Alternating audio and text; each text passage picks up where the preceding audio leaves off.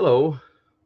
Don't know if anyone is watching this or not, um, but I will paste the um, address to join the stream in the live chat in case anyone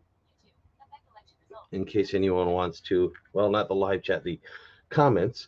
In case anyone wants to get in on the stream and share their opinions or their thoughts or whatever about about my planned topic. Um, So let's see. Let's see. To join, just typing this in, the live stream, go to, and there's the link. Okay. And that is in there. It's a political topic, so anybody who doesn't want to, you know, discuss politics on the air might want to avoid that. Hello. Hi, Billy. Hi, Tafo. Um, yeah. So what I wanted to talk about is, well, we've got an election coming up. Depending on where you're at, it may be later today or it may be tomorrow.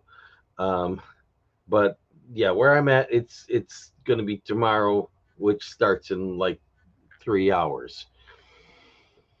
And it's the midterm elections, and a lot of people think those are somewhat unconsequential.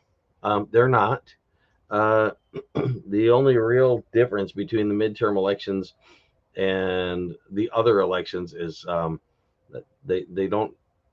What? Forgot to ask if that shirt has long or short sleeves. Short sleeves.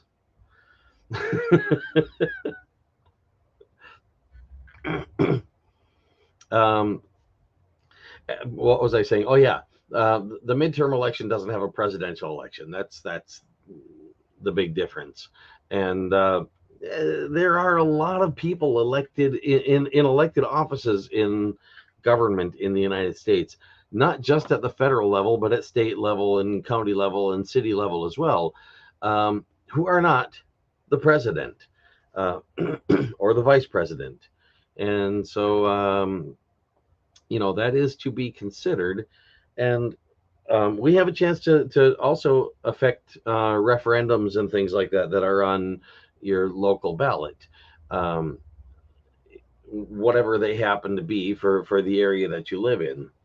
Um, you want to be a mysterious floating head, huh? I'm not mysterious, am I?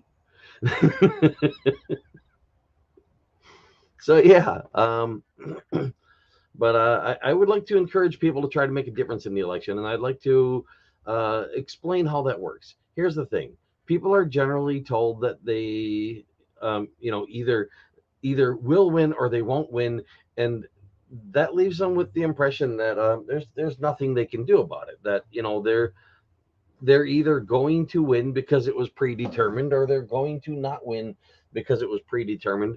Whatever outcome they want, they can't affect whether or not that outcome actually happens. And so they're told. And that's not true. We can affect what outcome happens. We do have a say in the matter. What we don't have is any one of us doesn't have complete say in the matter. None of us gets to make the full decision all by ourselves of who gets elected. But we can change the odds. And anybody who tries to tell you how do you subscribe to my YouTube channel, there should be a subscribe button somewhere. I'm not sure where they're putting it lately. It depends on I think what device you're on. Um, and yeah, they move it around from time to time. Uh, it's funny that such things. So many people in their videos, they say things like, leave a comment down below. Well, I think, yeah, most of the time these days the comments are down below, but they weren't always. And when they were over on the right, people would say leave a comment on the right. you know, so yeah, I I like the way the channel Journey to the Microcosmos handles the whole subscribe thing. They're like, at the end of every one of their videos, they say something to the effect of, and there should be a subscribe button around here somewhere or something like that. I forget their exact wording, but they're consistent about it. And yeah, not telling people where it's at, just telling people, it should be around someplace. Yeah, that's right. Yeah, if you're on a phone, and I'm not sure about on a computer, but yeah, on a phone, you have to close the live chat to see those buttons, and then you can open the live chat back up again.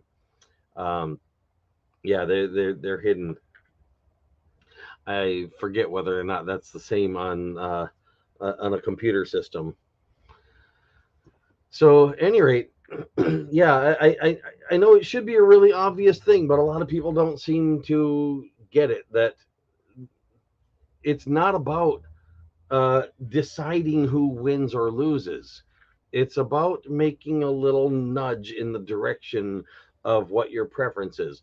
If there aren't any candidates that you actually approve of, the way our voting is, and I will say this should change, and I have some very specific instructions I'd like to give people, not for them to follow my instructions, but for what they can do if they really want to make a positive difference in upcoming elections.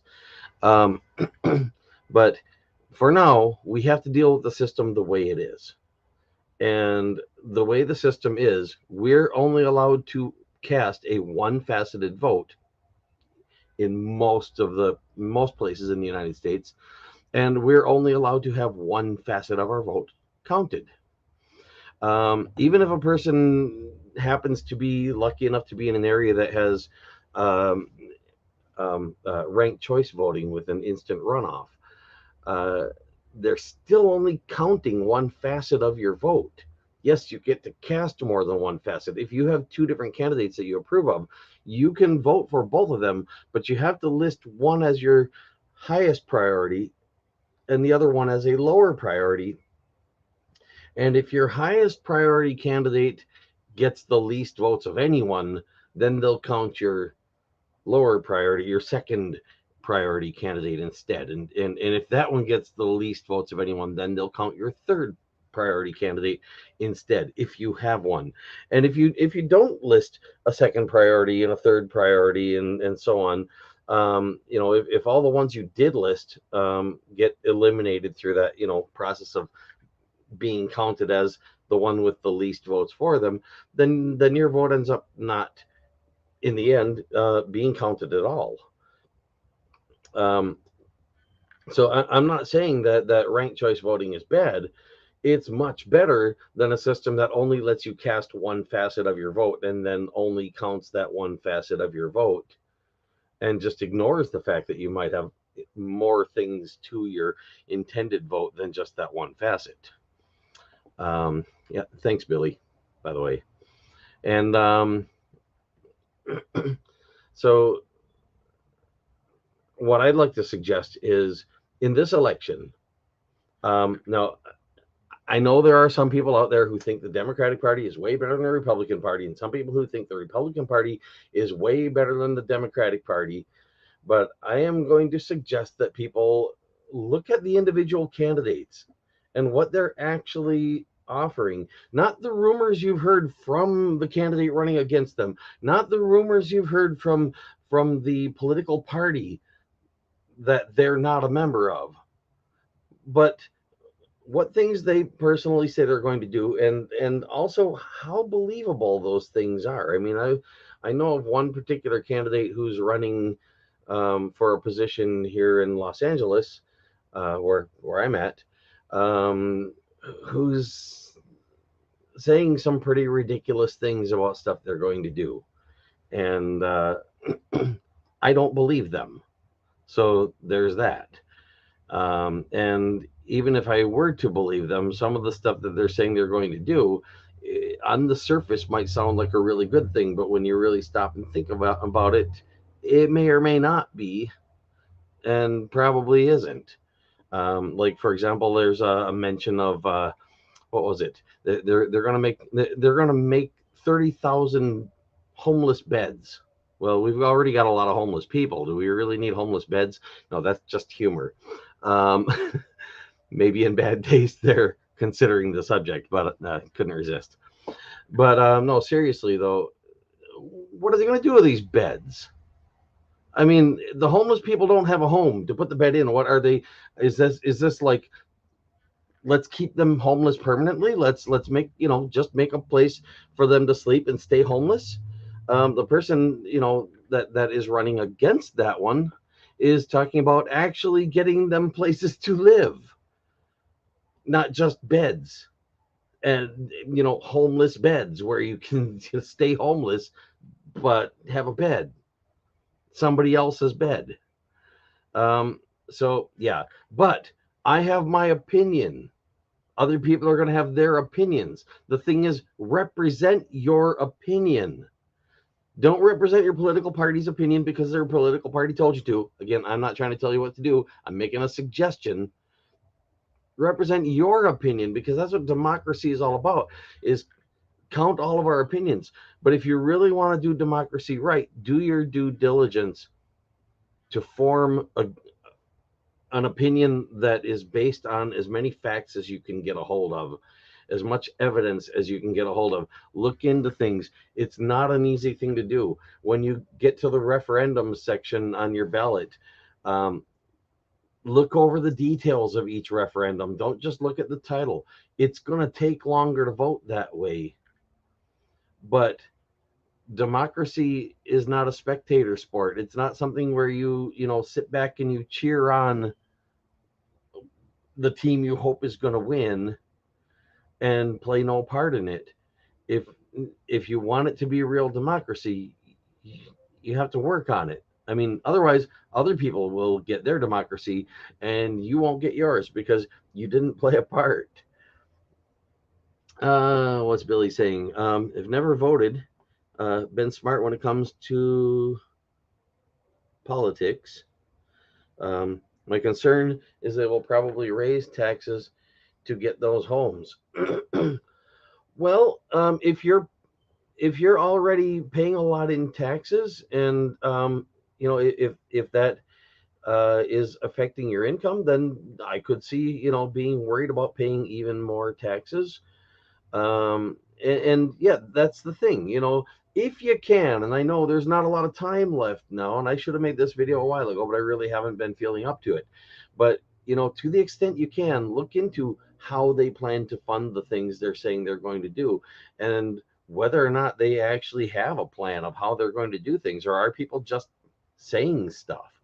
Again, the candidate I mentioned earlier that I've been thinking, not such a good idea here, is seemingly just kind of looking at what the other candidate actually has plans for and saying, yeah, I'll do that and twice as much of it.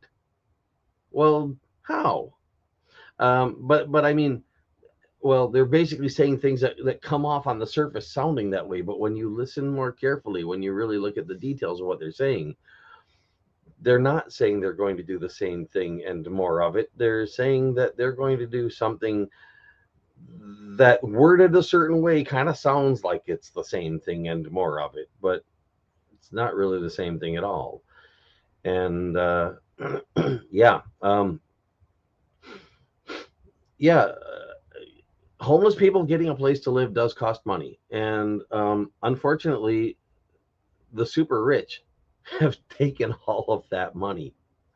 Uh, I don't know. So many people think that we have inflation going on right now because well, various reasons.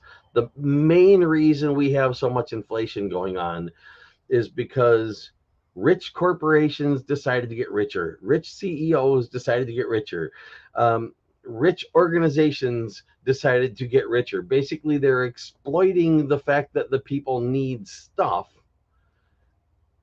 People need goods and services, and they're going, well, you know what, the people are going through a hard time right now. They need this stuff desperately, so they'll pay through the nose, whatever it takes. And yeah, so they've just been raising their prices and padding their own pockets, their own bank accounts. And we really need to raise taxes on those people, not everybody. But we do need to raise taxes on the people who are benefiting most from society.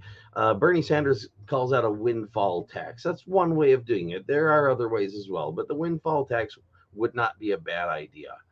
When I mean, basically what they're doing is they're price gouging, which is illegal, but it's kind of hard to prove when they do it a little bit at a time.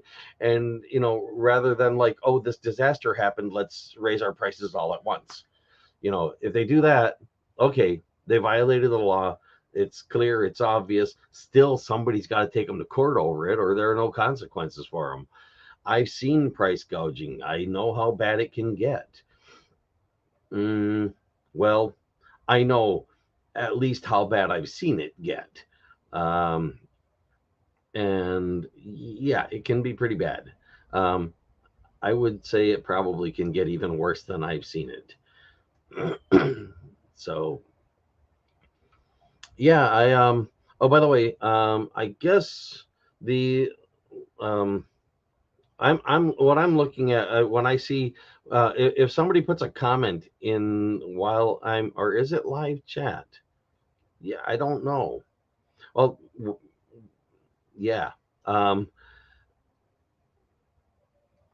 guess whatever it is, any rate, the Billy, can you tell me, or Taffel, can you tell me, it is live chat? Okay, yeah, that's coming up on my screen. And I don't think that will show in the video after it's uploaded. There might be a way that I can set it to show that, and I'm not quite sure how to do that at the moment.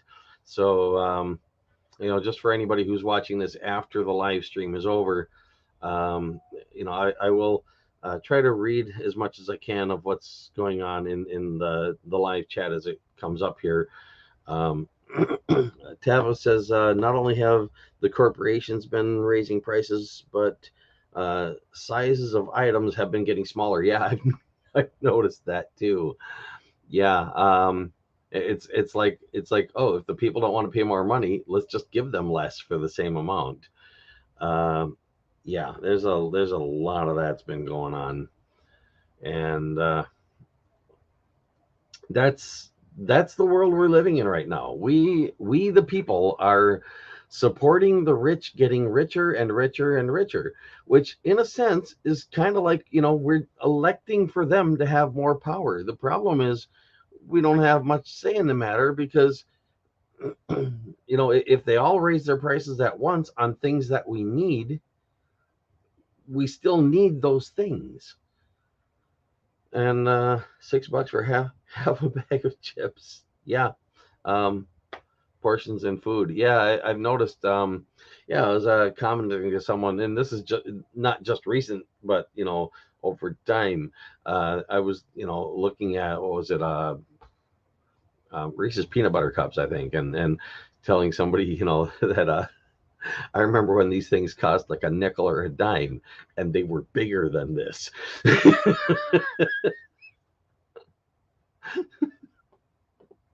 So what are you going to do? Yeah, one in my opinion, sort of humorous side effect of the whole price thing, and this, again, it's been going on for years, but you look at years and years ago, people had nickel stores and dime stores. I think before that there were penny stores, and eventually they got up to the point where they were dollar stores instead. And now it's gotten to the point where instead of like dollar stores, meaning everything is a dollar or everything is a dollar or less, instead we're getting all these things that are like various forms of dollar or more stores. So they're still getting the word dollar in their name because it attracts people, but they're saying, like dollar plus or dollar or more or anything to indicate that like the lowest priced item they have is $1. Like that somehow tells you you're going to get good prices there because nothing is under $1. Um, oh yeah, yeah. The size of toilet paper rolls. Toilet paper squares used to be 4 inch by 4 inch on a regular roll. Now the mega roll or a larger size is less than 4 inch by 4 inch. Yeah, actually, that abbreviation would be 4 feet by 4 feet, but I know what you meant. uh, yeah,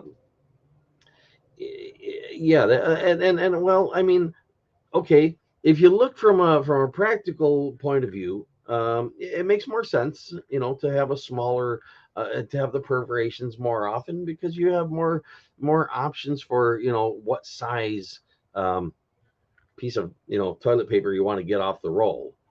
But um,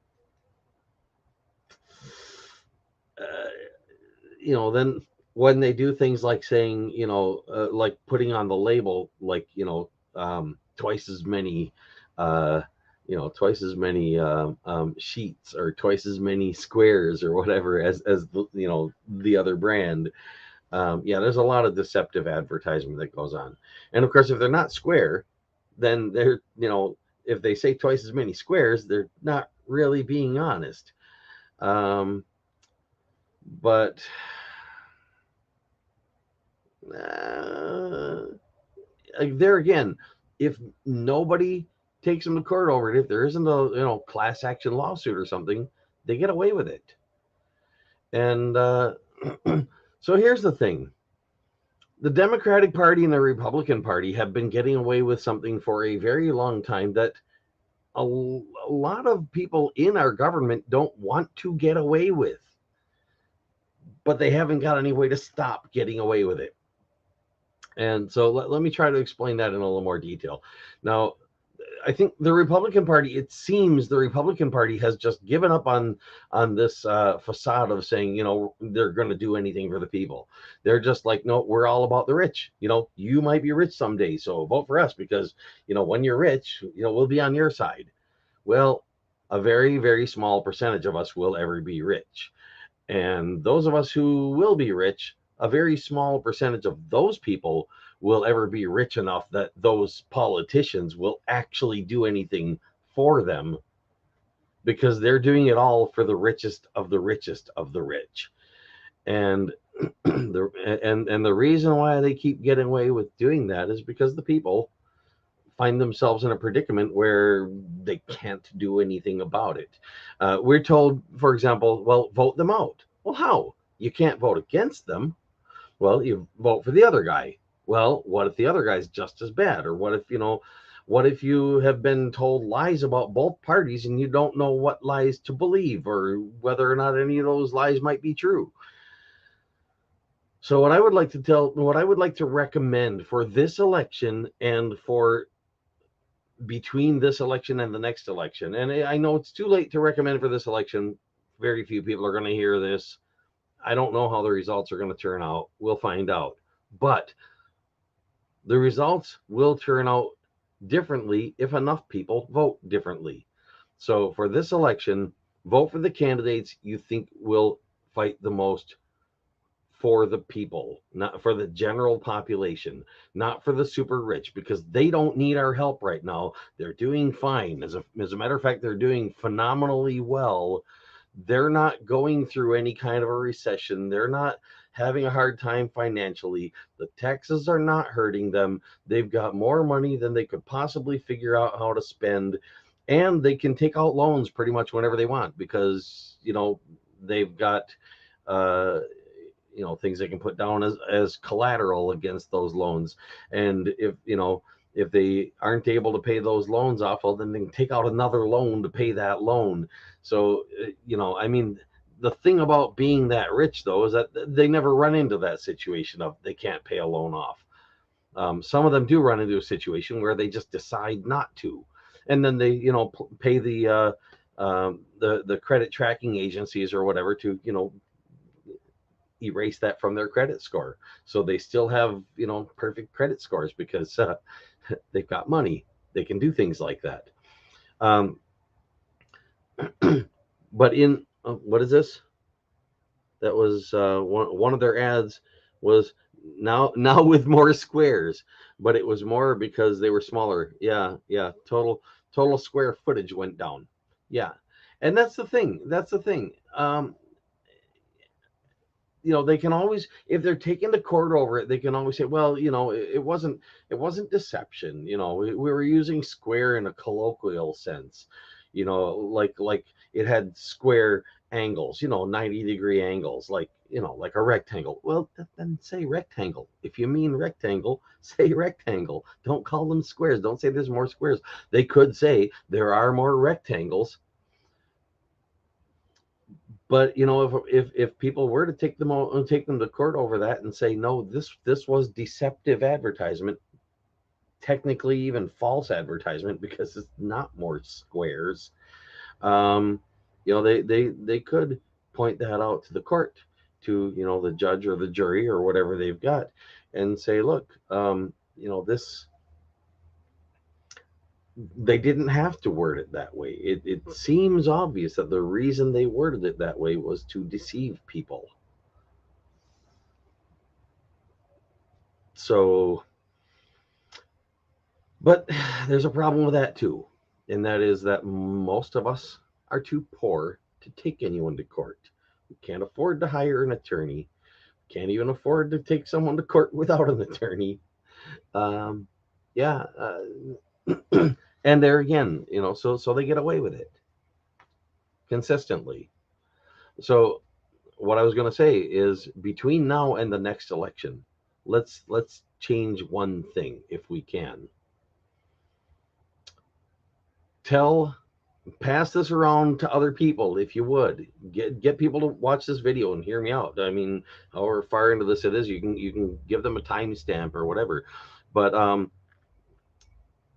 tell the politicians, if they want to keep their job, if they want to get reelected in the next election, if they want people to believe that they actually care about the people at all, fight for, and publicly fight for, the removal of the restriction wherever it exists that tells a voter they can only vote for a certain number of candidates in a given position. For example, the most common one is one seat available in an office, and the instructions usually say something like vote for only one. Replace that with vote for as many as you want. Now, you might think that'll make no difference at all, because we usually only have two candidates, and it wouldn't make any sense to vote for both of them, because how are you going to change the election results that way? But the thing is, once we have that ability to vote for more than one, we're much less likely to have only two candidates running in a given election. We will get more choices, because, first off, good candidates won't have to feel that they have to quit before voting starts in the primaries or the general election. They won't have to feel that they have to quit before voting starts, because they won't have to worry that they might take votes away from another good candidate. That's a big reason why good candidates quit. And the best ones, the ones who care the most about other people, are generally the first ones to quit for that reason, because they care about the other people, including the other candidates. And they go, well, I don't want to take votes away from this other candidate, because if I take votes away from this other candidate, then this worst candidate might beat them. So they don't want to speak against the other candidate. They don't want to stay in and get some votes that split the votes between them and the other candidate, so they quit first. Well, we could get rid of that. We could do away with that whole quitting to help another candidate thing, because they could help another candidate and stay in the race. They could say all the good things they want about somebody competing against them that they think is also a good candidate, and also speak well of themselves, and not have to worry that anybody's going to have to decide, do they vote for one candidate or the other candidate? Do they vote for, which one of the two good ones are they going to vote for? And there again, we usually start with a bunch of candidates who end up dropping out. The best ones usually drop out first, and the second best drop out next. I mean, it's not exactly in that order, but roughly speaking, the third best one drops out third, and the fourth best one drops out fourth. And eventually, we've got nothing left except those who thought only of themselves and basically went, I'm staying in no matter what, even though I know it will take votes away from all these other candidates because it's all about me. What's this one? Disclaimer: toilet paper is not the only thing I have noticed, but I use that example because it is likely to be in most everyone's homes. Yes, this is true.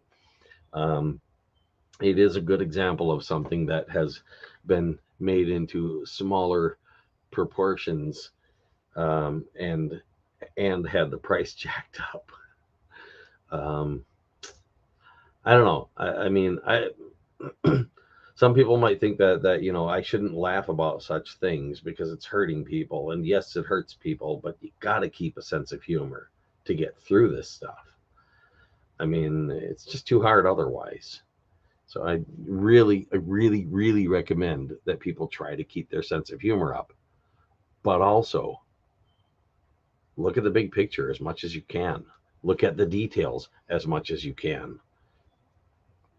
Look at data as much as you can. Look at facts and statistics as much as you can, and recognize the difference between probable and absolute.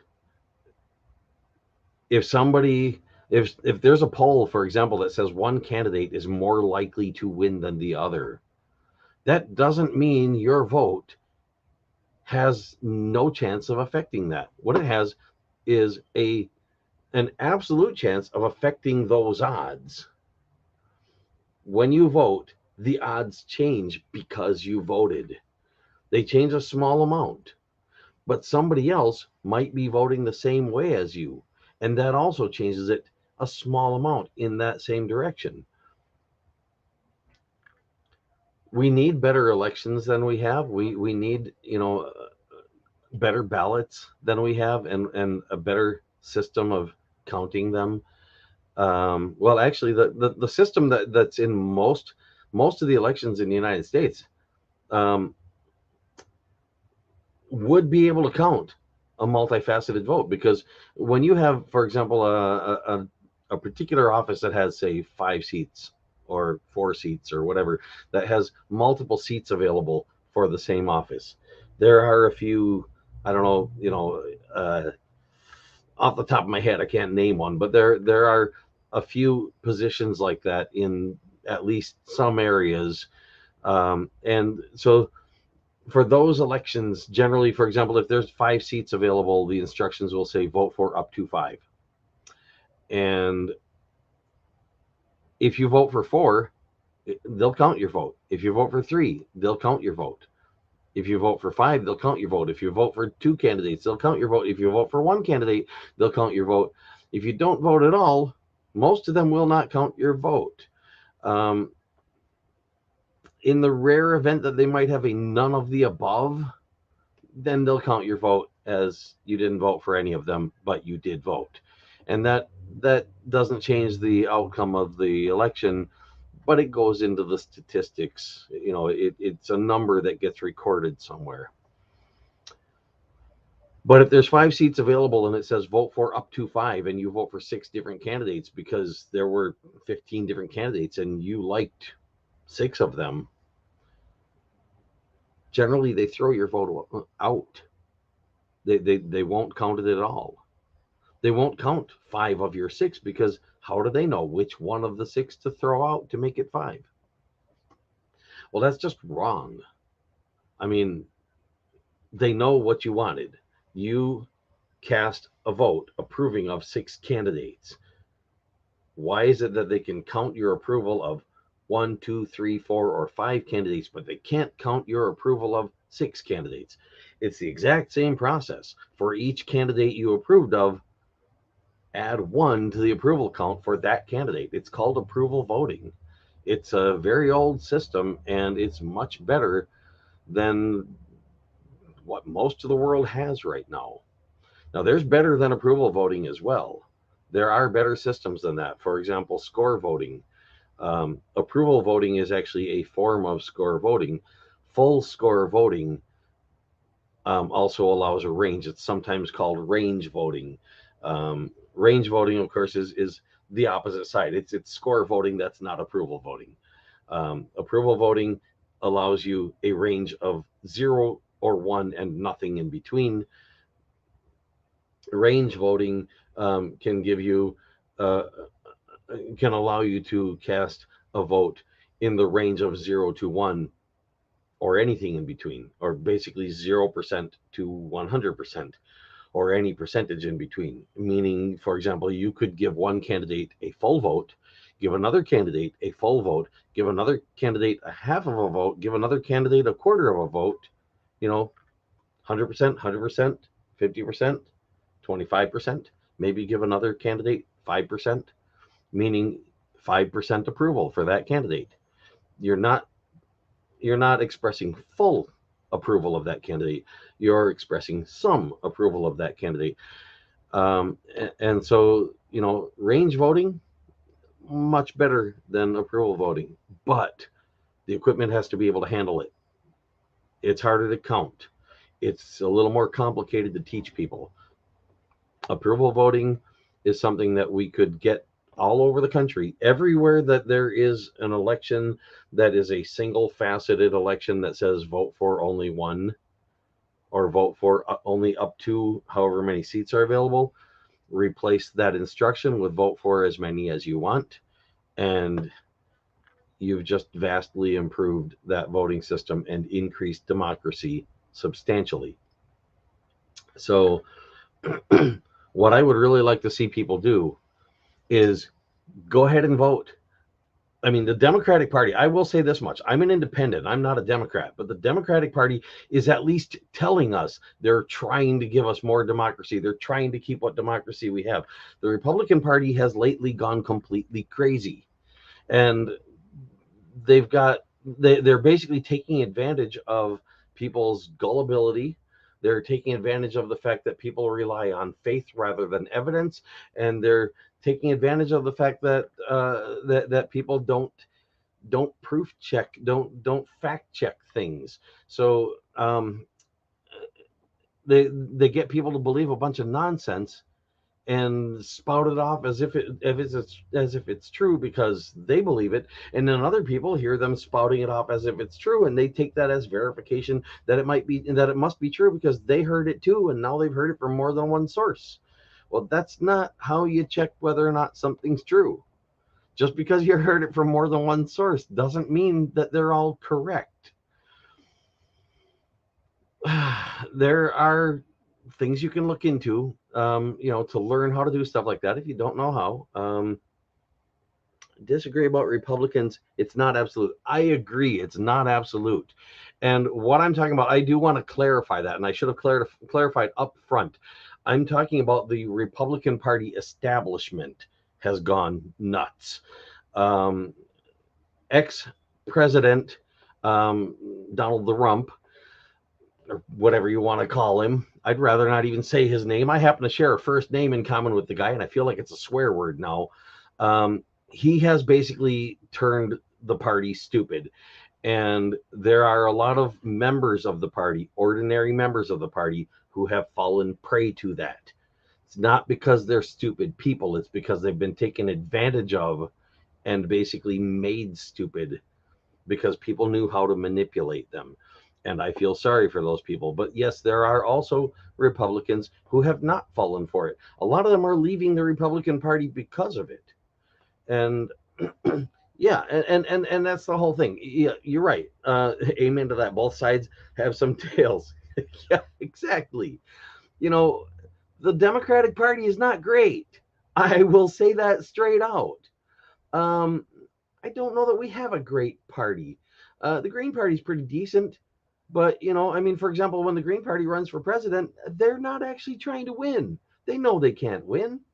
I mean, it's not that they technically can't. I actually tried to give them a way that they could win sometime back. If they would have went with it, there's a reasonable chance they actually could have. But they literally told me they weren't interested in winning. They didn't think there was any way to make it so they could win. All they were really trying to do is get enough votes to get matching funds from the federal government. It's all about the money. But in spite of that, I still think they're overall a better party than the Democratic Party or the Republican Party. But they're so small, and we have lots of small parties in this country, and two really huge ones here in the United States. Now, other countries have similar situations for similar reasons. A big part of what's gone wrong is that the people can't say no, and they can't express a multifaceted vote. Now, to be able to do both of those things on the ballot and not end up with people gaming the system, that takes some doing. I actually have a system. If you look on my main Twitter account, the one that's shadow banned, it's under the name Donald Kronos, @ Donald Kronos, with Kronos. Pinned to that account, you can find a very detailed Twitter thread on the Bramier voting system, which I am not advocating for a switch to at this point in time. Great system, in my opinion. It is my opinion. I would rather it be democratically decided if we're going to switch to it, and I would rather that it be done in steps, in stages, with each stage along the way being democratically decided. The first step in that process would be to get rid of that vote for only one restriction. That gets us a step closer to a bunch of better systems, Bramier being one of them. And it's basically free. I mean, it's a free change. I mean, it would take some legislation to get it in place. That's the cost of it. That somebody would have to write up a legislation, and Congress would have to pass it, or the president could make an executive order and get it done. And if the Democratic Party really wants people's votes in the next election, the people should be telling them they have to do that. It's like, give us some democracy. Give us more democracy than we've ever had, because you can, and here's the way. And if you won't do that, then don't try to tell us that you're living up to the name of Democratic Party. It's just a name if you're not going to actually stand up for democracy. Now, they are claiming that they're defending what democracy we have right now, but we've never really had much democracy. We have, first off, we don't have direct democracy. We have indirect, or what they call representative democracy. We elect people to represent us, and if they don't represent us, then we don't have democracy at all, because we're not being represented. And what's more, your United States senator, or you get two of them for each state, your United States senators for your state are not there to represent you. Yes, if you're lucky, they'll try to do that. If you're unlucky, they won't. But they don't have to. They're there to represent the state. That's their job. That's why each state has the same number of them, no matter how many people that state has, because their job is to represent the state. Now, there are a few ways that they can do that. They can do that by looking at taking polls and asking the people, what do they think about stuff and how do they want things done, and saying, well, the people are the state, so we'll do what the people of the state want. Or they can do what the governor of the state says, because the governor of the state is the head of that state. And there are a few other ways that they can do it as well. They can say, well, I was elected to represent the state, and I will therefore make the call of what the state wants. I'm going to try to catch up on the chat stuff here. HQN says, hello. I find that people forgot that they can vote for ideas, not just people and empty promises. Yes, and I'd like to get into some of that as well, because that's another thing we can ask for, and I'll go into some detail about that. United World says, yes, great point. Often voting for only one identity. Um, yeah, the way things are, our elections don't allow two good candidates to stay in the race without ending up with neither one of them being able to compete with a bad candidate, because there are going to be people out there who think the bad candidate is doing great stuff because they believe the lies, or because maybe they think this, this bad candidate is actually a good candidate because maybe they said one thing that person likes, like maybe they're pro-life and this person says they're pro-life, or maybe they're pro-choice and this person says they're pro-choice, and that's enough, because there are single issue voters out there who will look at one thing and say, okay, this candidate is representing my one thing. They all about, for example, the Second Amendment, which, by the way, does not mean what most people think it means. But they think, we should all have the right to arm ourselves and defend ourselves with a weapon, carry a weapon around everywhere we go. And they get a candidate who says, I'm all for that. I carry an Uzi on myself all the time, or whatever the case might be. Then they're going to go, okay, well, that I believe that candidate is good for me, so I'll vote for that candidate. They might be right, they might be wrong, but um, that candidate will likely beat out a half a dozen good candidates if those half a dozen good candidates stay in the race. Even if that other candidate that's beating them is terrible, and most people can see it, because the good candidates, who all want what most of the people want, also all want mostly what each other wants. So there isn't a lot of way to distinguish between them. And as a result, people have to decide between them, because we only allow one facet of the vote. If we take away that restriction that says vote for only one, or vote for only up to the number of available seats, and replace it with vote for as many as you want, if a half a dozen good candidates stay in the race until election time, a voter who likes what all of those candidates are standing for can vote for all of those candidates. And somebody who likes what 5 out of the 6 of them represent can vote for 5 of them. Somebody who likes what 3 of them are saying can vote for 3 of them. Somebody who's only heard of one of them but likes that candidate can vote for that one. And maybe while they're looking at the ballot and checking things out, they might do a little research and decide, hey, this other one um, is just as good as the one I was planning on voting for, and maybe they'll vote for them both. But they have to be able to do that before they can do it. Let's see where we got. There's okay. HQN says there's this great game called Off that parallels how having a mission can turn out if turned on a dime. Sorry, just put my reading glasses on for that. Great game called Off that parallels how having a mission can turn out if turned on a dime. It is a great watch. Something to look for. Have a look at. The game is called Off. That sounds kind of hard to search for. I wonder, off the game, or what search you would use to find that. But thank you for that. It's an interesting thing to note. World United says sounds interesting. Sorry, to clarify, I meant by identity that voters vote according to their own political identities, coloring inside the lines. Oh yeah, voting for, well, yeah, the in group, the personal identification.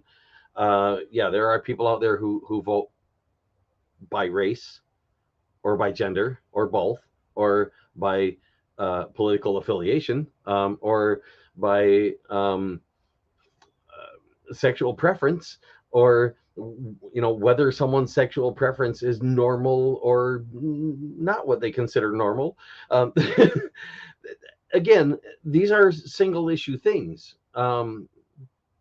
but in a sense, they're not really even an issue. They are, as World United is saying in the chat, they're identities. There are people who vote for someone based on their, religious beliefs, even though uh, there is a separation of church from state in the United States of America that that makes it so that people are not allowed to use their religious beliefs to govern.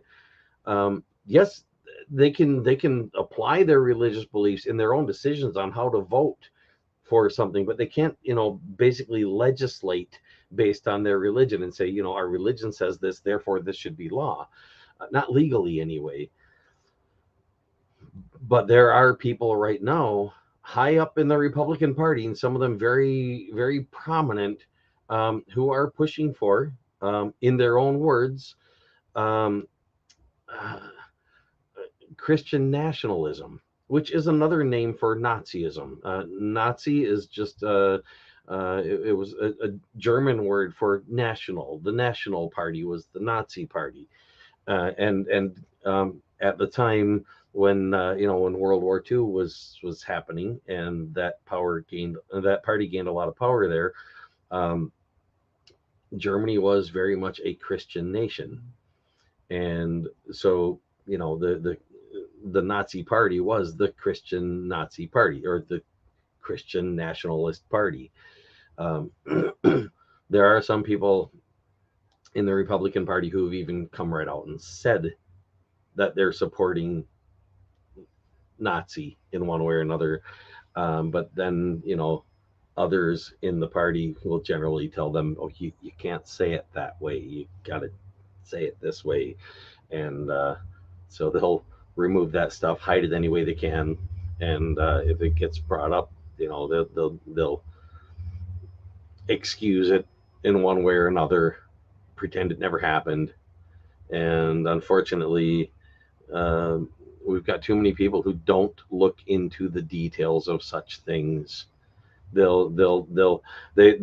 they live in an echo chamber, so to speak. That they hear from other people who are hearing from the same people they are hearing from, and so they never get to find out what views are out there other than their own. They just think everybody agrees with their views except for um, the people who are like unimportant, who don't really matter.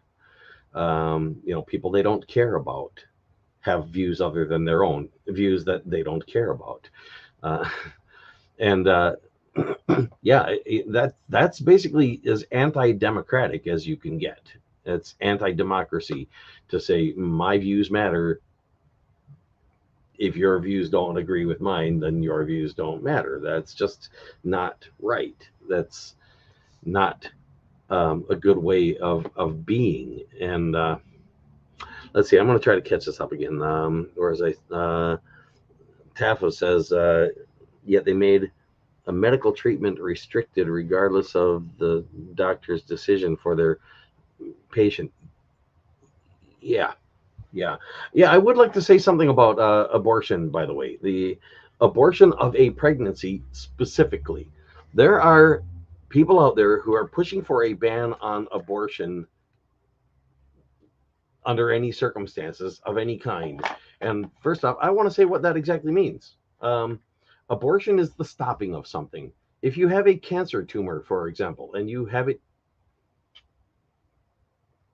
killed off by chemotherapy, that is abortion of a cancer tumor. If abortion is illegal, that is an illegal procedure. Now, are they going to push for that? Probably not. But that's how ridiculous the whole thing is, because they haven't bothered to look at what it is that they're really fighting against.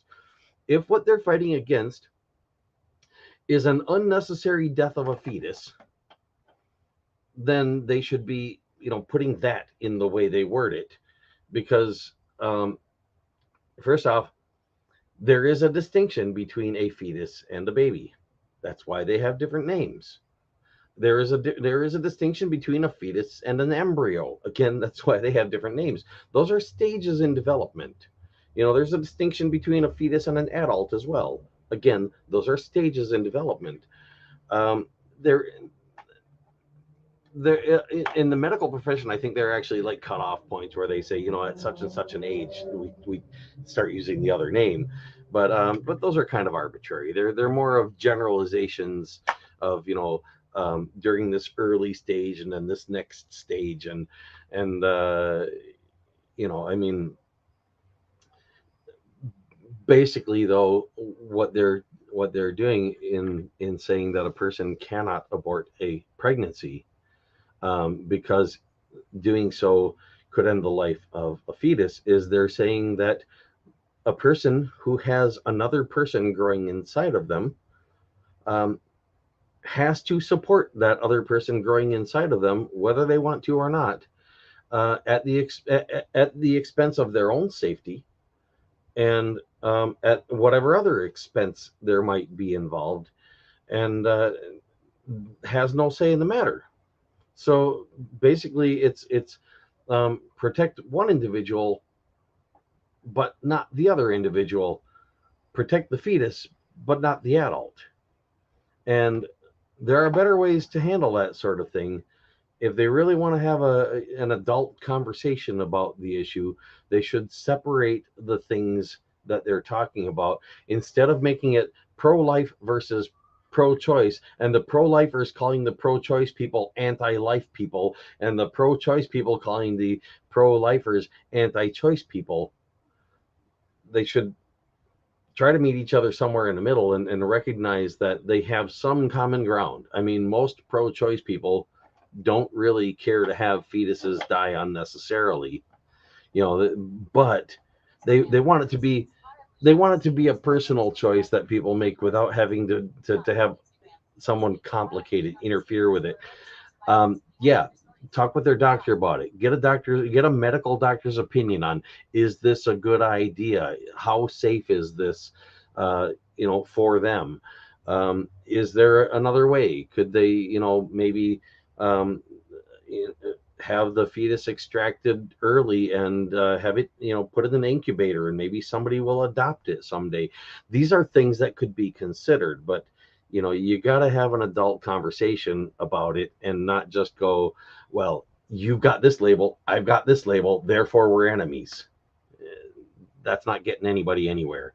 And the Democratic and Republican Party, I think, will, never really resolve that anyway. They'll take it to some, take it to some extremes within not resolving it. But I don't think either one of them is really willing to completely get rid of that conflict, because it gives them something to pit people against each other. And, well, under the current circumstances, I don't think they will try to actually get rid of that conflict. Um, if we if we get rid of that, vote for only one restriction, they'll have reason to get rid of such conflicts, because people will no longer be in a position of voting for someone as a vote against someone else. Instead, they can vote for all the good candidates and ignore the bad one, because the bad one will most likely be beat by all those votes for good candidates. That's the way things should be. Let's see, where is World United says, I didn't know that they were a Christian party. I thought it was a National Socialist Party. God bless you. Good bless you, by the way. Well, thank you. I like being blessed by good. Yeah,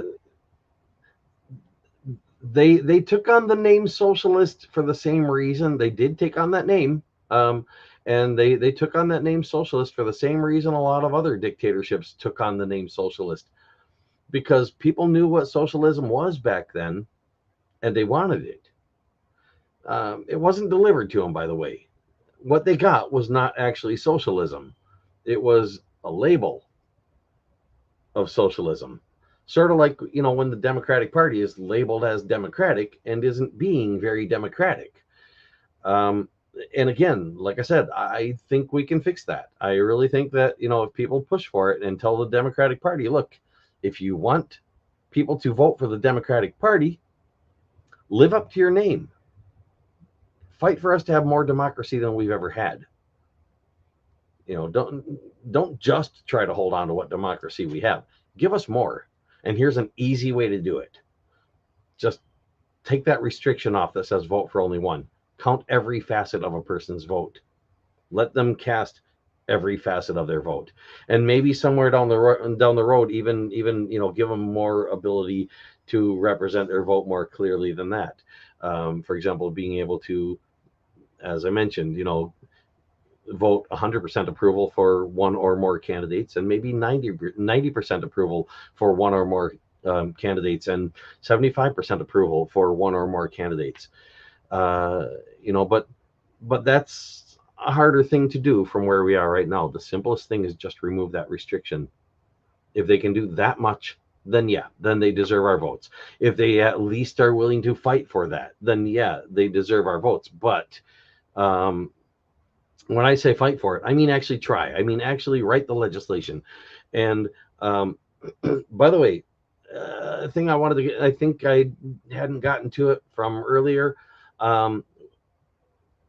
about people voting for issues. I think we should be able to actually vote for issues, not to make them into law. We're not the lawmakers. Congress is the lawmakers. We're just the people. But we should have the ability to vote on certain things in an actual election of sorts. Not just polls taken by various polling organizations, but in an actual national election. And maybe the states and local whatever should do some similar. But to ask people things like, like the question of, do you think a person should have a right to do such and such, or do you think that such and such should be protected? Just yes or no questions. How do you feel about this? Or which do you prefer, this or this? Now, I would kind of try to stay away from the one thing over another preference thing, because it doesn't give you as much as much information about each of those things. I think, for the most part, better to keep them separate and say, how do you feel about this? Do you approve of it, disapprove of it, or neither? Or give people an option of, express your approval or disapproval from negative 100% for 100% disapproval to positive 100% for 100% approval of a particular idea, and keep them simple. Because when they write a multi-hundred page law, and the legislators have to vote on that, that's not keeping it simple. And all the people generally get to hear about is the title they put on it. If they make some law that if they write up some large complicated law that basically gives away all of our economy to the richest people in our economy, and gives them control of everything, and they call it the More Money for the People Act, that's all most people are going to know about it. It's the More Money for the People Act. And when they vote against that, when the ones who care about the people vote against that, the people are going to notice that and go, oh, they voted against more money for the people. How dare they? So yeah, we should have the ability to actually vote on actual issues and have those actual votes counted, so that our government officials can look at the statistics from those votes and say, okay, this percentage of the people who voted about this issue voted this way, and this percentage of the people who voted about this issue voted this other way. Therefore, this seems to be what the people want with regard to this issue on the average. Now, that doesn't mean they have to then write a legislation that way, but at least then they know if they want to be popular, it's a good idea to go along with what the people want, and they know what the people want. And if these things were published, if the results of such elections were published for everyone to see, then at least we would know if if the legislators are not trying to put those things in place, if they're not going along with what the people said they wanted, it's a choice they're making. I'm going to have another look here. I like the idea of voting on issues. Very interesting. Yeah. Yeah. We should be allowed to do that. And it should be made clear on the ballot, if we're voting to legislate, if we're being asked, do we want to pass a law doing such and such, that should be made clear. If we're being asked for an opinion for our government to be aware of, that should be made clear on the ballot. And I do think that we should have elections that basically amount to opinion polls. It's expensive, but it's worth it. Democracy is a lot of work. We should consider it a sort of job. If you've already got a job, well, then democracy can be your second job. Thing is, if you are a person who has millions of dollars coming in every day, you don't really need democracy. You've got autocracy. You've got plutocracy. You can vote with your money in so many different ways, but most people don't have that kind of power. Democracy is all most of us can even hope for. Oh, um, go back to Tava's comments. Okay, which was the one that I missed? I have one more comment above this one you haven't seen yet, under the good bless you. Okay, I'm gonna go back and look at that. I believe I can scroll back. Tafa says, I was talking about pain management and the restriction and regulation on them, but yeah, abortion too. Okay, yeah, I wasn't sure exactly which topic you were talking about, but yeah, yeah, legislation's restricting. Well, I mean, for example, the legalization of marijuana is one. A lot of people use that as a pain medication to basically help manage their pain. And I've never used the stuff, but I have marched with people in the pro legalized marijuana, part of a gay parade. I'm not gay either, but nonetheless, I've done that in support of their wanting this change to be made, because um, I recognize the merits of it. For one, it's not something that people should be, spending jail time over, using a substance that is less harmful than tobacco, known to be much less harmful than tobacco, and generally used in pretty much the same way. While tobacco users are never jailed for using tobacco, and I'm not saying they should be either. I'm just saying there is a comparison to be made there. And yeah, I'm going to move on back to, let's see, where was I? What was the rest of that? But yeah, abortion too. Restricting doctors from practicing medicine is politicians practicing medicine without a license. I agree. That is, they should regulate, not restrict, not decide on behalf of the doctor what they can and can't do in their medical profession to help people with things they medically need help with. That's I mean, there may be some exceptions where it's a good idea to do that, but it should be looked at very carefully, and the people should be allowed to at least express an opinion on that, and have our opinions not just expressed but counted. And that's why I say voting on issues is a really, really good idea. um, I missed this. I think World United said making Plan B pills, and abortion pills at 1 month more accessible, make it cheaper, because abortion can be very traumatic for the person. Yeah, that's the whole thing. That's the whole pro-life issue, I think, in a nutshell. Or not pro-life, the whole pro-choice issue in a nutshell is people aren't advocating for, let's kill more fetuses. They're advocating for, let's make things a little easier for people who are going through something very, very difficult. If a person is in a position of they have a fetus that is occupying their body, and for whatever reason they don't feel it's a good idea to let it continue to do that, that is a rough position to be in. And we shouldn't make it any harder. Let them talk with their medical and doctor about it, talk with their psychologist or psychiatrist about it, talk with whoever they need to about it, and get some help dealing with that decision, but not be told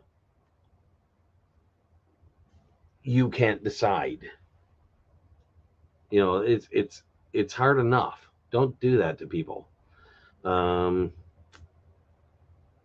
So, oh wait, okay, this one here.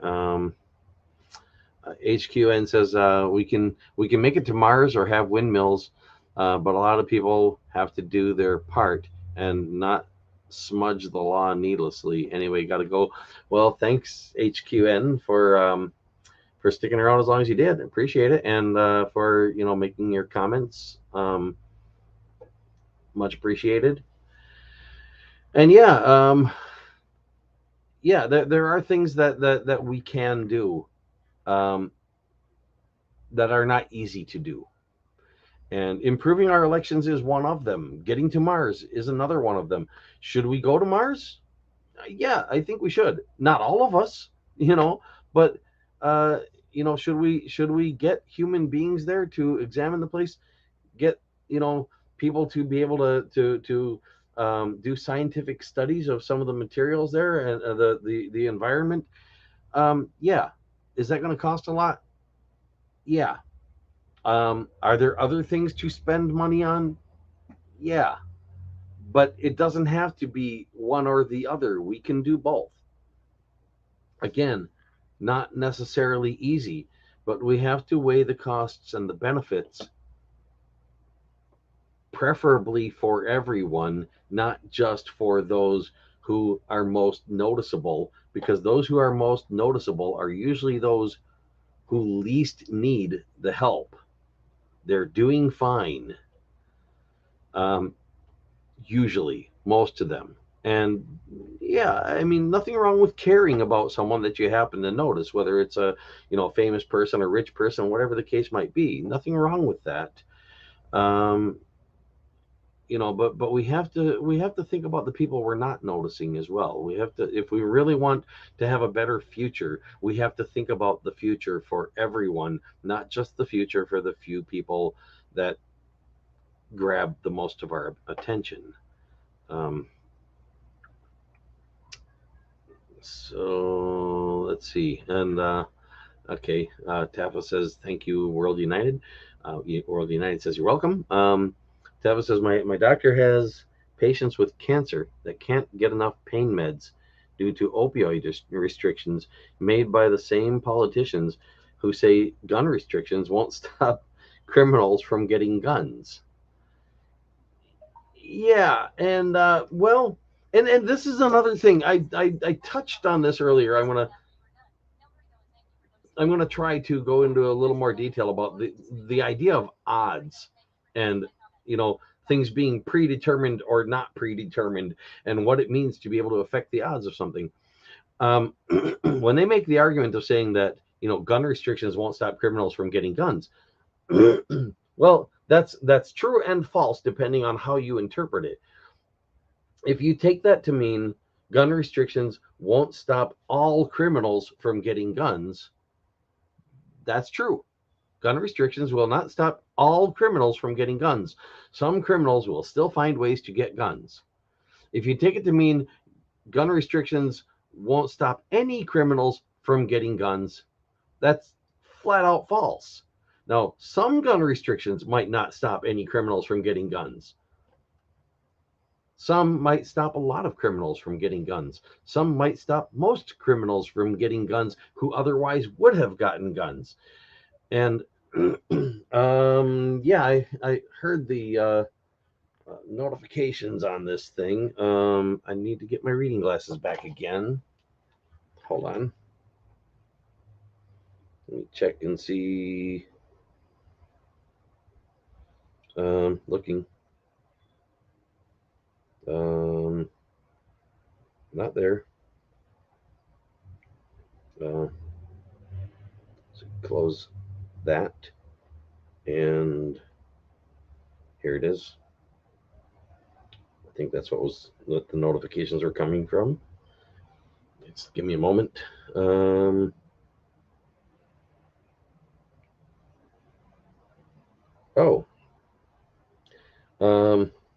Okay. Well, yeah, by the way, I think I'm going to wrap this up. Taffa Skywatcher, by the way, has her own channel, TAFVSKYWATCHER, if anyone wants to have a look for that. She also does live streaming and generally video games. Don't know if it might branch out into more than that in the future, but anybody who likes to watch video game playing, I don't know if it's up yet.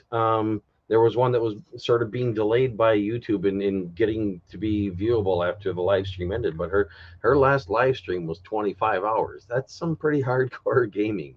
So anybody who likes a little hardcore gaming, check it out. World United says, I'm glad you're making videos again. I need to watch your most recent one. Thought provoking as always. Thank you very much.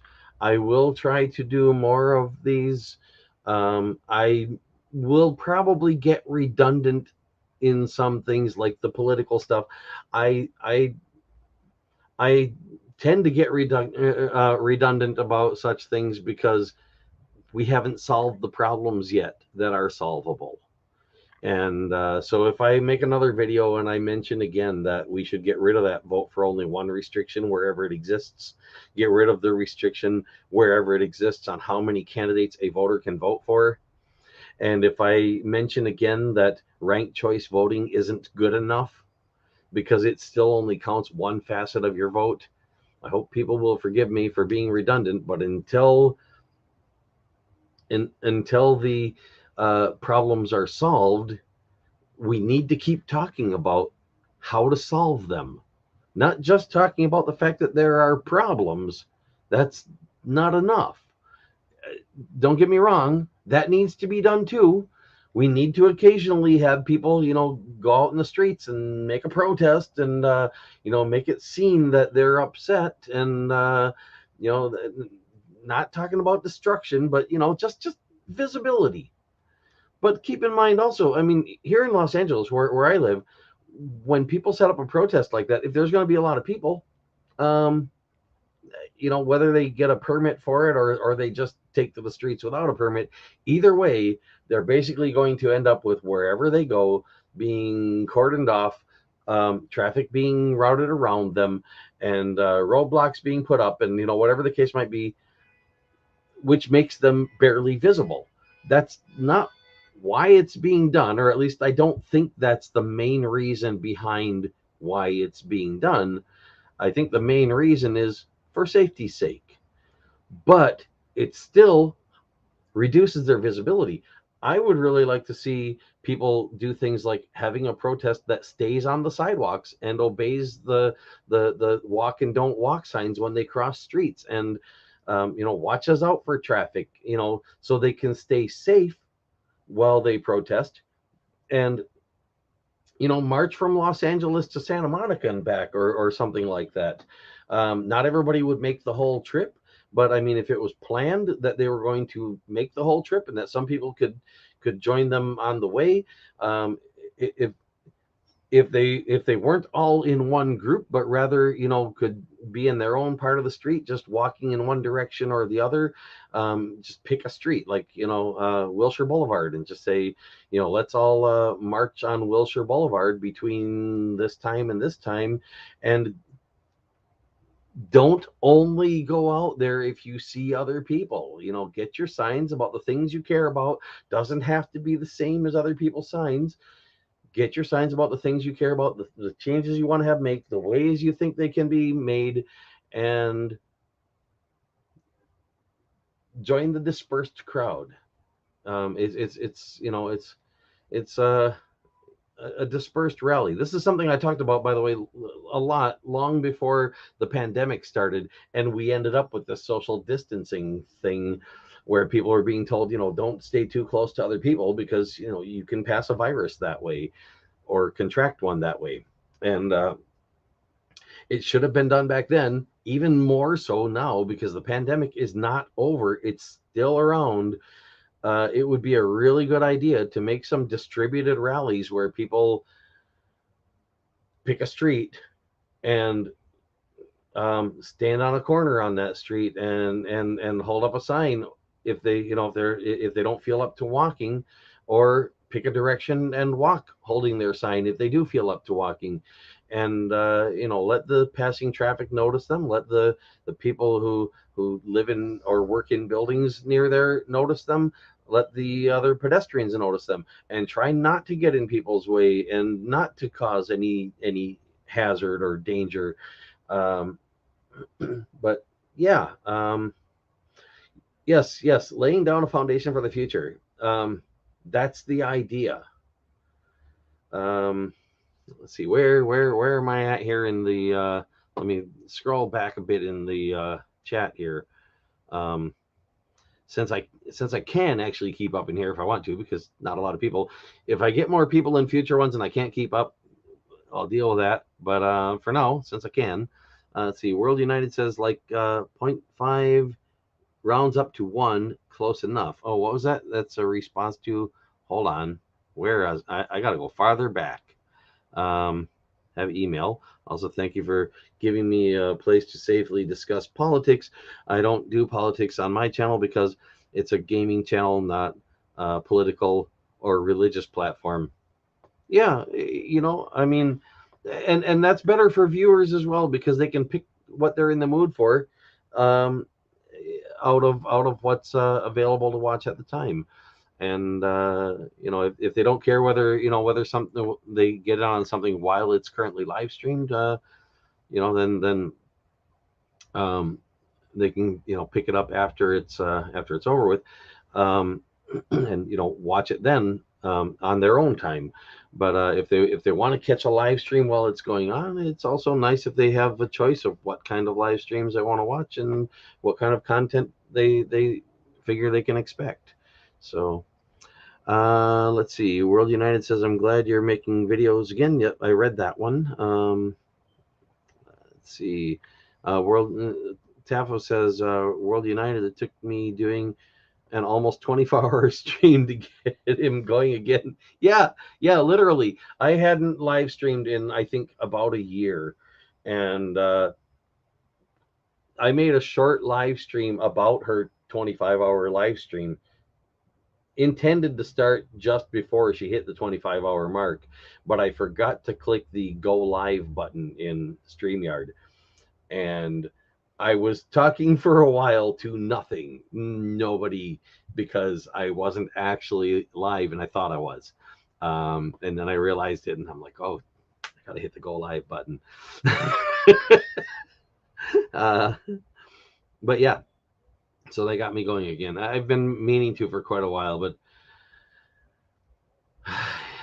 not easy. And I'm not saying I'm not willing to do things that aren't easy. I do things not only that aren't easy, but even things that I'm told are impossible, because I'm not afraid of the nearly impossible or the supposedly impossible. I will try to do such things until I'm sure they are actually impossible. Then I quit trying. But I think that is a distinction that's important to make. And if you're not sure what's actually impossible, if it isn't going to hurt you to try something that's supposedly impossible, try it. Find out if it can be done. I mean, if you fail, you haven't proven it impossible. But if you succeed, you have proven it possible. And I think that's important to know where such boundaries actually are, not just where they seem to be. Um, uh, World United says, "Well, thank you, Tafa, for encouraging him." Yeah, thank you. It's Nice of you. 25 hours. 25 hours. Holy cannoli. That's impressive. Tava says almost 25 hours, a few minutes shy. Um, so I have a goal of 25 hours still. Actually, that's right. That's right. It wasn't at 25 hours that I had meant to start my stream. It was at 24 hours, I think. And yeah, and she went another hour after that. But I ended up starting it like just after the 24-hour mark, because I few minutes after the 24-hour mark, I think, because I forgot to click the go live button. Um, and then afterward, I did my own nearly 7-hour live stream, covering video on another channel, Amy Newman's channel. But yeah, Tafo's marathon 25-hour live stream got me going again. So yeah, around like 0.5 rounds up to 1. Yeah, this would be more like 0.9 something rounds up to 1. But yeah, and I kind of did the same thing with mine. Like I said, it's nearly 7 hours. It was like I think 11 minutes shy of 7 hours, and I was dead tired, so I had to quit at that point. Between the 25 hours and the 7 hours, and the setup in between and everything else, it was too much. Let's see, is coffee fueling you or just pure enjoyment? Tafa says pure enjoyment and desire for my own income eventually. Yeah, she does consider that a job, and I would like to make this into my job as well. That I do have a career in acting, but a lot of people think that is a job. It's not a job. It's a category that you get jobs in, and lately I haven't been getting any. In large part because there's a pandemic going on, and also I've gained some weight, and well, I know it doesn't look like it right now, but looks like I've lost weight, doesn't it? A little humor there, but yeah, I would really prefer to be self-employed, and if I can get my YouTube channel to the point where it suffices for that, that would be great. I don't expect to be able to do that, but I'd like to. And any rate, so let's see, where was I? Amazing. Yes, laying down the foundation for the future. Feel that. Very cool. Yeah. Yeah, well, and that is the main reason why I'm doing this. Why I'm speaking about the political stuff, laying down the foundation for the future. It's I'm trying to help us have a better future.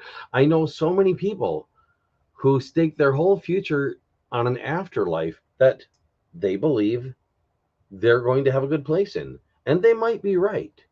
I don't personally believe there is such a thing as an afterlife that any of us get to go to. I think there's an afterlife in the sense of after my life, life goes on, just not for me. That's why it's called afterlife, because a life ended at that point. And I wouldn't prefer it to be that way, but that's the way things actually seem to be, and I deal with that fact, the fact that things actually seem to be that way. People who don't deal with that and instead say, well, I'm going to dedicate my whole life to the afterlife, I have to ask the question of why. I mean, if their afterlife is going to be forever, which most of them believe it will be, why do they need to waste what little time they have in this world, in this life, preparing for something that they could spend eternity preparing for when they get there, and still have eternity left over to spend there prepared for it. If it's just a matter of having done some correct thing to get to the right place in it, you got to ask yourself, how can they know what's the right thing to do? Instructions written by some human being who had less of a clue than they do, maybe. But yeah, this life is something we actually can do something about. And if you want to live in paradise, or um, some ideal world, like what some people refer to as heaven, build it, make it our future, make it happen, because then you don't have any argument of is it real or not. Then there it is, then it is real. I mean, who knows, maybe some of the afterlife stuff is misinterpretations of people coming from the future in some sort of time traveling and visiting the past and saying, hey, where I come from, we live up there, meaning in outer space. Oh, you live in the heavens, meaning the sky. It's like, well, sort of. uh, any rate, let's see, where was I? Absolutely, kudos for being creative and working to solve it with something you're passionate about. If I was a gamer, I would definitely watch. Yeah, I'd suggest checking out her channel anyway. At least have a look. Take a look at some of the videos that she's already done. There's several different games in there, and some of them have some interesting storylines. There's one called Phoenix Rising. It's Fenyx. That's got some Greek mythology in it, and got to be at least as entertaining as most TV programs. Just check it out. It's a recommendation. Any rate, let's see. World United says, LOL. Sorry, Doc. I'm not sure what that was in reference to. No. Not sure. And then next time I'll be more selective with my comments, so you don't need to read so many. Oh, that. Okay. I know you got to go. Well, I don't have to. But yeah, I probably, like I said, should wrap this up. I don't want to make all my live streams marathons. It's an easy thing to do, to just get going and not stop. Very awesome. Let's see. Oh, he got me a camera and some controllers and a few of the games I have. Yeah, did that. Very awesome that you both support one another. Love to hear it. Yep, thank you for that. Like my mom used to say, where there's a will, there's a way. Not always, but where there's no will, more often than not, there's no way. So yeah, gotta try, and yeah, by will, not just it's not enough to just have a will and try to will something into existence by mere thought.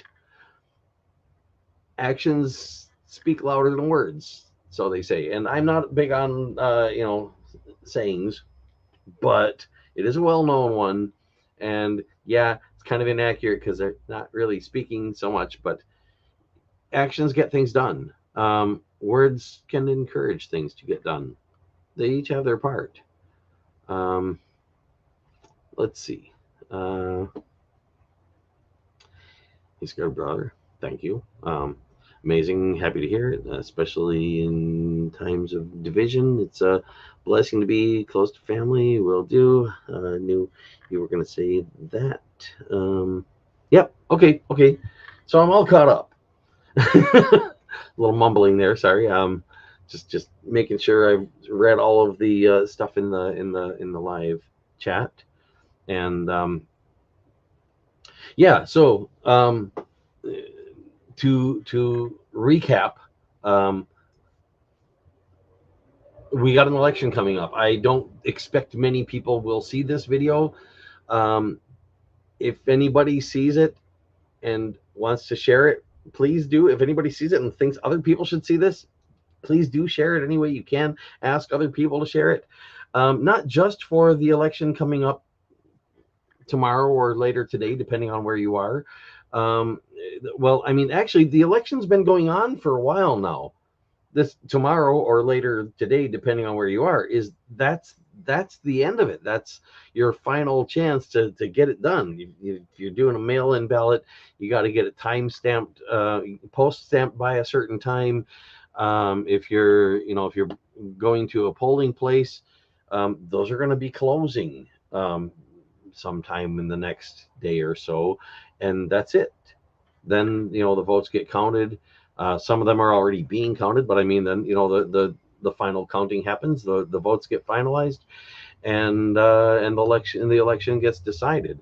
The primaries are over. This is the general election, or what I like to call the actual election.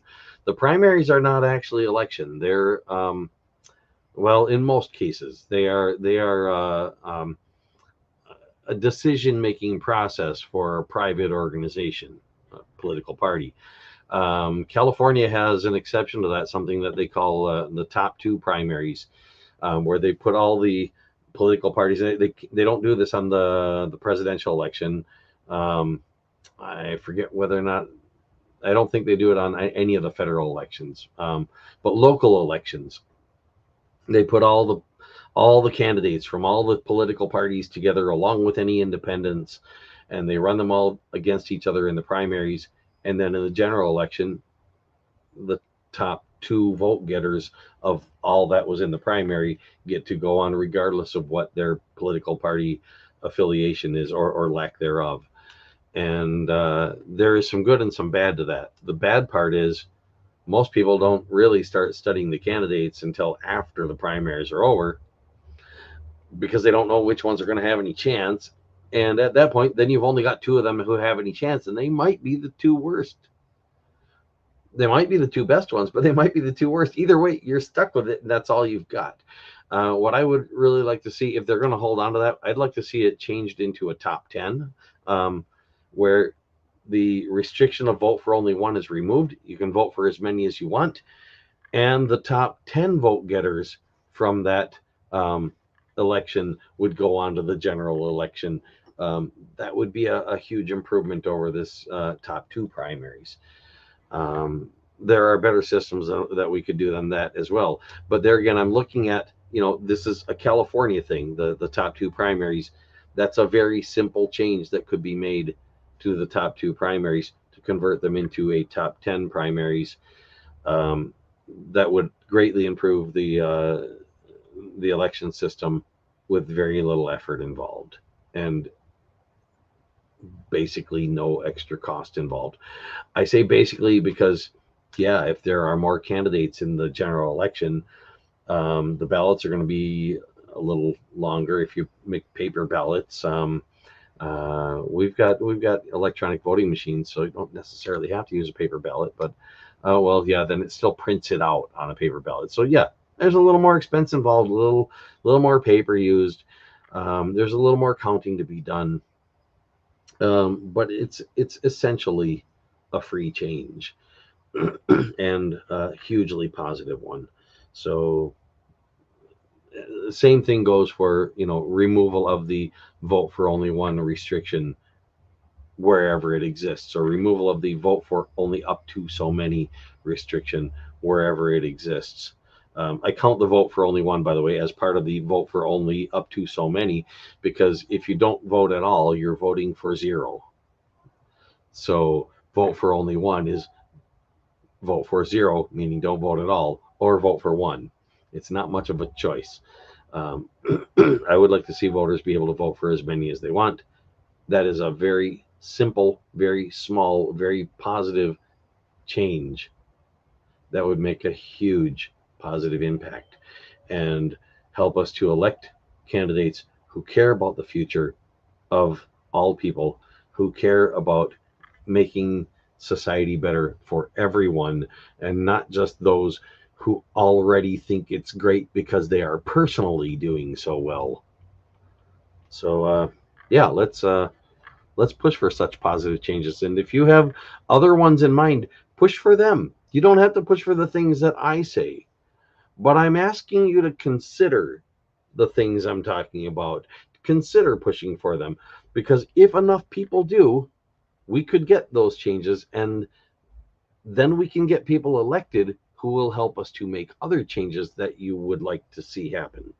That's the kicker right there, that because we do not have a direct democracy, but rather we have a representative democracy. If you want to get the changes done that you'd like to have happen, it's not enough to just protest the fact that things are bad. You have to find a way to elect people who will actually represent you. And the way our system is set up right now, the odds are against that happening. We can improve those odds. So pick a candidate. And I hate to say vote for the lesser of two evils, but in this case, if all you've got is two bad candidates, keep in mind somebody out there will be voting for the worst of two evils. So, yeah, I would suggest go ahead and vote for the lesser of two evils, but recognize in doing so that you're doing something you shouldn't have been pushed into doing, because voting for the lesser of two evils is still voting for evil, and nobody should make you do that. I'm not going to make you do that. I'm saying in this case, I will suggest it only because we don't have a better way yet. But once you get through this election, once this is over with, whoever gets elected, tell them if they want to keep their job, if they want to still be in there in the future, you're not going to vote for the lesser of two evils next time. You'll vote for the candidate who's actually willing to fight for more democracy for the people. If they, if those that got elected show that they're willing to do that, then yeah, vote them back in. Even if they do other stuff that's crappy, at least they did something to help us out. So, and again, I'm not going to tell you who to vote for. These are suggestions to be considered. But yeah, by all means, consider the fact if they do something really good for our future, consider that they did that. And if they're unwilling to, consider that. And yeah, if you really want to make sure that in the next election we get good candidates, tell everybody running this time, tell everybody who gets elected this time, tell everybody who's still in office when this midterm election is over, that in the future you refuse to vote for the lesser of two evils. Not going to do it. If they want your vote, don't be the lesser of two evils. Be something good. And any candidates that are going to run against those in office, tell them the same thing. If you want our votes, don't just be the lesser of two evils. Be something good, and fight for the option to vote for more than one candidate so that good candidates don't have to quit, so that we actually can have the option to vote for them in an election, in the primaries and in the general election, that they will be there.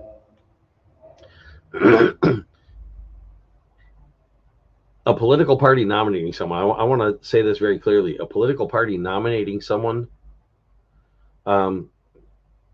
should not exclude other people from being able to run against them. That's a political party nomination. That's basically the political party endorsing that candidate, which carries a lot of weight by itself. That should be enough. They shouldn't be able to say, hey, look, these two candidates both ran for our nomination. We nominated one. The other one, therefore, can't run in the general election. That should not be happening. And the political party should be put in their place and told they can't do that to us. It's not right.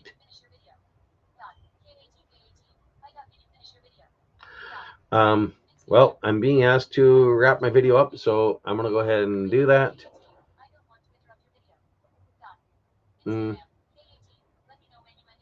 Oh, Okay, I'll let you know. Okay, okay. So I'm being told they don't want to interrupt. And, all right. Any rate, so yeah, yeah. Push for positive change, and yep.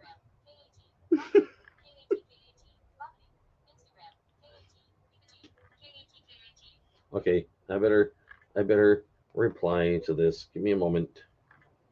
Any rate, yeah, I should wrap this up. Let's see, just a quick reply. Um,